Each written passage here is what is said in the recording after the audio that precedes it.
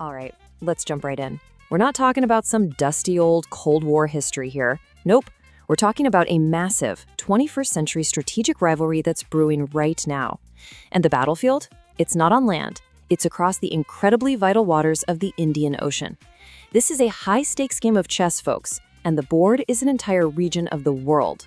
And that quote right there, that just says it all, doesn't it? It really sets the stage. There is a serious, palpable tension between these two Asian giants.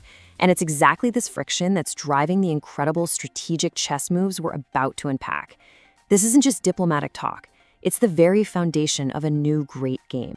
So what's really at the heart of this conflict? Well, on one side, you have China's absolutely massive Belt and Road Initiative, this sprawling global network of ports, railways, and pipelines.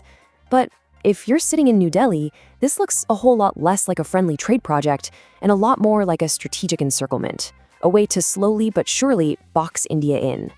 Now, to really, truly understand this rivalry, we have to understand the chessboard itself. Why all this fuss over the Indian Ocean? What makes it so important? Well, the stakes here they're absolutely immense. And trust me, they affect the entire global economy. You know, this isn't a new idea. This quote is from over a century ago. But it is just as true today as it was back then. It's simple. Control of this ocean is the key to dominating the region, and maybe even the world. It is the strategic heart of Asia. And the sheer scale we're talking about is just staggering.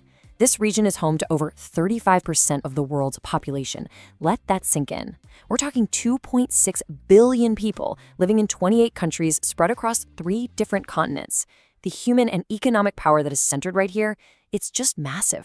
But if you think that was a big number, this is the one that really stops you in your tracks. A full 80% of the entire world's maritime oil trade flows through the Indian Ocean. Just think about that for a second. The energy that powers our global economy, your car, your lights, it's all floating through these very waters. So how do you control a float that massive? The answer is choke points. These are basically narrow sea lanes, like gateways on a highway. If you can control a choke point, you can essentially turn the tap on and off for a huge chunk of world trade. You could bring entire economies to a grinding halt. And these right here, these are the big ones. You've got the Strait of Hormuz, where so much of the world's oil comes from. Then there's the Strait of Malacca, the main artery connecting the Indian and Pacific Oceans. And of course, Bab el-Mandeb, the gateway to the Suez Canal. These aren't just names on a map. They are the absolute jugular veins of the global economy. Okay, so knowing just how critical these choke points are, China made the first major move in this great game. They rolled out a strategy that has been debated and analyzed for over a decade now.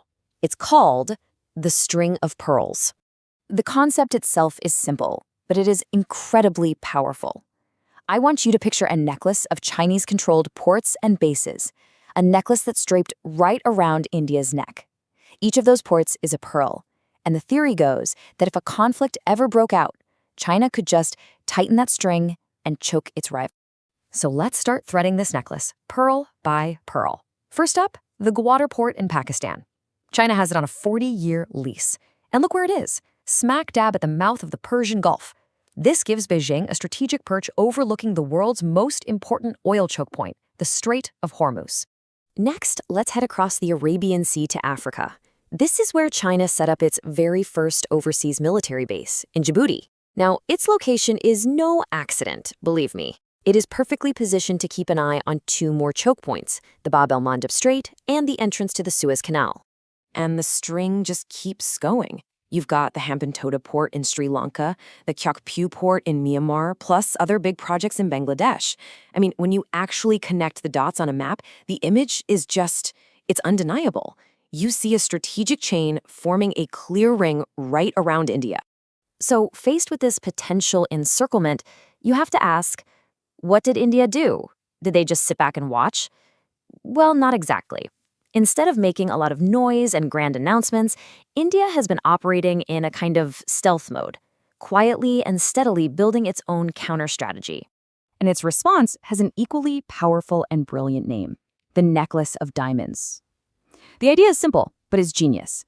If China is going to build a string of pearls to encircle India, well, then India is going to build its own necklace of diamonds to counter-encircle China. So let's look at the first diamond in this new necklace. India went out and secured military access to the Duke Port in Oman. Now look at its location on the map. It's overlooking the Arabian Sea, just a stone's throw from the Gulf of Oman. It's a direct challenge to China's position near the Strait of Hormuz. This next move, this one shows some real strategic smarts.